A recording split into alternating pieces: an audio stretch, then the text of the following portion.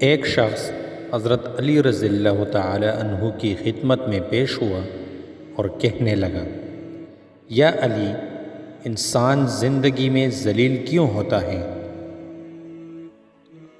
تو حضرت علی رضی اللہ تعالی عنہ نے فرمایا، اے شخص، جس انسان کے اندر یہ 3 عادتیں ہوں وہ ضرور بے عزت اور ذلیل ہو جاتا ہے۔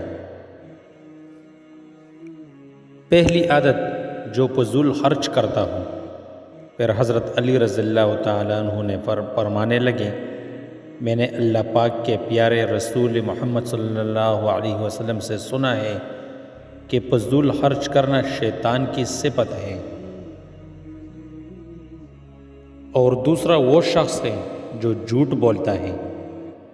پھر حضرت علی رضی اللہ تعالیٰ عنہ نے فرمایا، میں نے اللہ پاک کے پیارے رسول محمد صلی اللہ علیہ وسلم سے سنا کہ جو شخص جھوٹ بولتا ہے وہ اللہ کی مخلوق کے نزدیک دن بدن ذلیل ہوتا جاتا ہے۔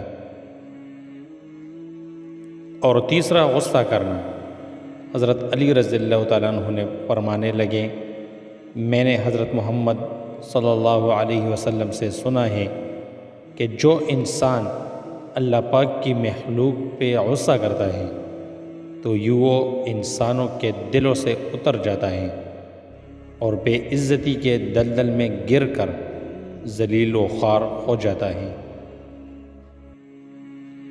حضرت علی رضی اللہ تعالیٰ عنہ نے فرمایا، میں جنت کے شوق میں عبادت نہیں کرتا، یہ تجارت ہے، اور نہ ہی جہنم کے خوف سے کرتا ہوں کہ یہ غلامی ہے۔